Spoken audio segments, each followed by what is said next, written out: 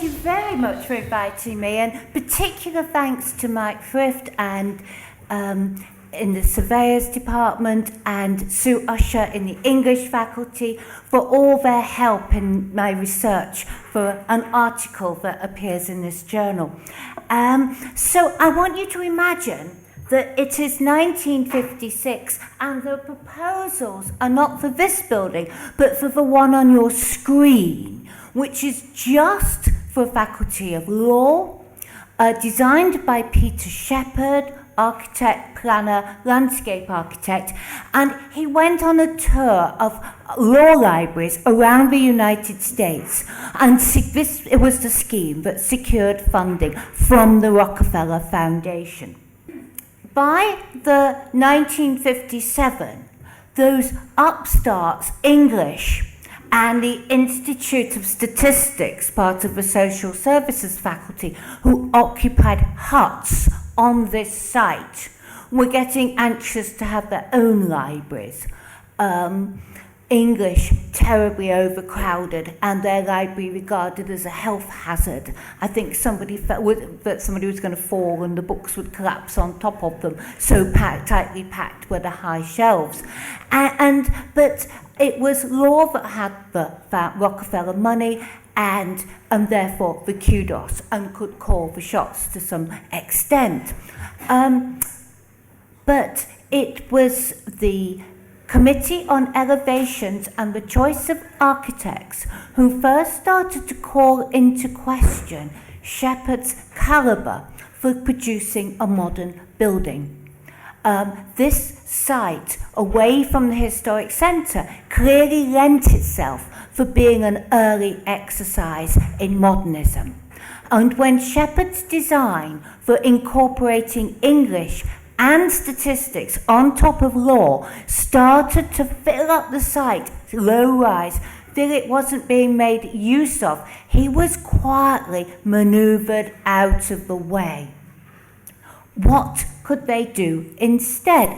When you look round British schools, British universities in the early mid-1950s, so 10 years after the end of the war, we think of universities as having lots of modern buildings now, but in the early mid-50s, what? A few neoclassical schools of engineering, the science triangle north of Keble was beginning to happen. Lots of halls of residence, essentially neo-geo, Keele. Very modest buildings indeed, restricted by shortages of building materials after the war. Sheffield University had held a competition for its new library and arts faculty. That's the only one, that's 1953. Basil Spence, whose physics building you see here at Southampton, had just been appointed as master planner for Southampton, having previously worked at Edinburgh, Glasgow and Newcastle. And then there was Cambridge.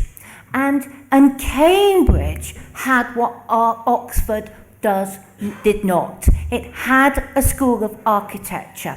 And David Roberts and Leslie Martin, who had come as Professor of Architecture to shake up the moribund school in 1956, was producing new modern buildings. This is Martin on the South Bank outside the building he's best known for. Before Cambridge, he was chief architect to the London County Council and one of those responsible for the Royal Festival Hall. Here he is at Cambridge in his inauguration lecture in 1957 with no less an architect than Le Corbusier, the great Swiss-French international architect who sort of really embodies more of modern architecture from the 30s through to the 1960s. But by this time, curiously, Martin himself was becoming swayed by a different kind of force of architecture coming out of the Nordic countries, and particularly Finland. And if you look at the work of Alvar Aalto, a great specialist in libraries, you'll start to see where a lot of Martin's sources come from. For having left the London County Council for Cambridge, Martin is setting up his own practice, aided by Colin St John Wilson and Patrick Hodgkinson. So a sort of noble team, although Martin and Wilson never had a formal partnership. And both of them start to look increasingly at the work of the great Finnish architect Alvar Aalto, whose work embodies a much softer brick modernism, and who regarded libraries as a speciality and designed them as a sort of sequence, arguing that what you learn from producing one building, this is his first library, which was part of Karelia and Finland, but which was seized by the Russian Soviet Union in 1941. And Alvar Aalto always argued that the building had been demolished. So passionate was his sort of sense of Finnish identity. Anyway, it survives. 1932, strictly modern, in a terrible state when I saw it in 2003, now restored, and with this sort of top lighting that might start to be familiar, and with a grand staircase. And after the war, Aalto turns increasingly to brick. This is one of his most famous post-war buildings, Seinäjoki Town Hall and Library in the heart of central Finland. And the 20th Century Society, you see there, are piling up what should be a series of steps. And of course we turn up and it's all under restoration. And it's mud, typical, as you might imagine. And Patrick Hodgkinson, Martin's assistant, had worked as an assistant for Aalto. And in Cambridge, you see the results is Harvey Court. And the inspiration, I would suggest, is fairly obvious. Having set up in private practice, Martin grabs loads of commissions in 1957. By 1958, when he's invited to come here and discuss the possibility of building a library here, where the Committee on Elevations and Choice of Architects, such a snappy title for a committee, are really asking for his ideas, Martin comes over here on a Saturday morning and ends up getting the job himself. But initially, he's only going to produce a concept design. Somebody else is going to have to do the working drawings. Actually, he takes over the whole thing. But you can see the relationship between this and his Cambridge work. So here's the block plan, the three great squares. And you start to see here, A, the grid-like quality of the whole thing as it's piled up sequence of boxes, and B, because it's got the money and the biggest library, law has to be top dog, and so it's placed at the top of the site. Originally, the first scheme is a courtyard scheme with the lecture theatres, since they don't need any sun, facing north, coming off a central square, rather like the Harvey Court building has those steps up to a central square with buildings round it. But that then changes and evolves into something much more complicated. And this is the end of that central square. It's just this little south-facing terrace that you have at the very top here. So this is the first scheme. Note, I think, two things. Firstly, it's from a model, so it's a bit fuzzy. I've not found a better picture.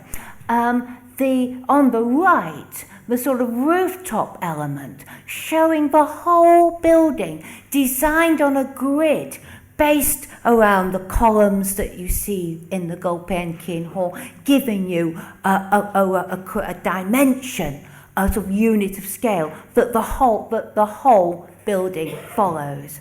And then the law library on the left, broken down into this, I'm going to fall off this, aren't I? So we have this sort of L-shaped with the balconies here. We're very keen indeed that, oh lovely, we're very keen indeed that the law library wanted a big open stacks, arguing that you all need lots of little bits of information and access to a lot of reference material for very short periods of time. And then this L-shaped plan, but look at all these columns, pairs of columns, one doubling up at times, so the services would be threaded through what architects call a tartan grid, very much inspired by the American architect Louis Kahn, and very sort of constructivist, really at the height of architect sophistication. And all the librarians said, how do we get our trolleys through that? And lots of half levels, not good for trolleys either. Martin gave the whole thing away in favour of this simpler design. Don't run off with it, we're going to need it again. I'll stay to the side. Yeah, look at the English library. There, columns. There's the big one, law. There's that L shape working again. All the axes coming in on the corner are survival of that first scheme. There's statistics. But when you, and that's how the plan was published. But when the thing was built, this is English. It's a lot simpler than law, as you'll see. You have no brass fittings to their benches. And look what's happened to their columns. All alternate ones have been removed so the trolleys could get through nicely. And yet, for the sake of architectural purity, was always published as a drawing with the columns in. That's how it should look. You see, law's doing it properly. And you've got the extra money for the brass fittings to the desks, all again designed by Martin. And there it is. I'm very grateful to my colleague James Davis of English Heritage for these photographs and to you for giving him permission to take them. But it could be argued that Sandy Wilson, Colin St. John Wilson, always known as Sandy, had the last laugh. Because just as Alto argues that one library design grows out of another, so Wilson succeeded Martin as the architect for the library at the British Museum and then for the library on the separate site at St Pancras, we now know as the British Library. And if you go in humanities there, just compare it with your own law library here. You are the little older sister of this institution. And I leave you simply to think about how that grid with these columns, these cubic units, all work together. How the staircase on the outside relates to the staircase on the inside, and how everything oversails each other. In his later career, Leslie Martin was responsible for a scheme, again with two sides of balconies round every square unit, all on a very rigid grid, the scheme for rebuilding the south half of Whitehall between Parliament and Downing Street. As a English heritage, I have to say I'm very glad it didn't happen, that we still have the Treasury and Foreign Office buildings, but think what it might have been. And here I would argue with Richard McCormack, architect of many later Oxford buildings, says that this was Martin's finest building in its complexity and yet consistency and great clarity of form. You'll see it here empty. Thank you very much indeed.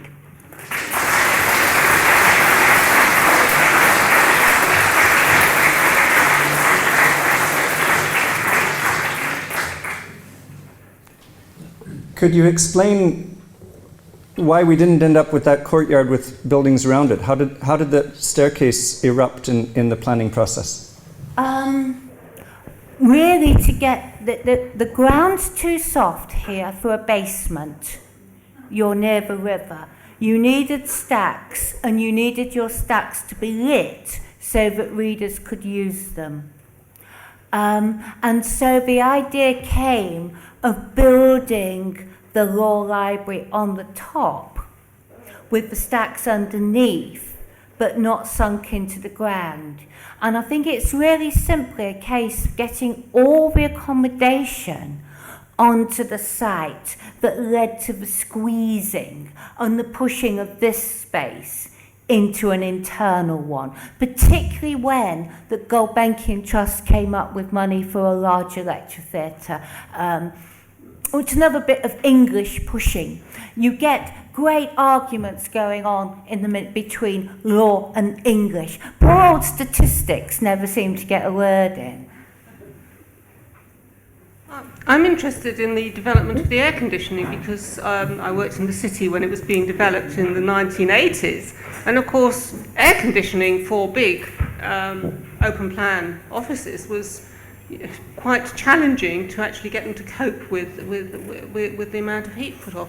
But you look at this building, you look at this conference room, it's actually, or lecture room, it has a very large number of people in it. And was that in the 1960s a very, very innovative thing to actually be able to provide the necessary air conditioning?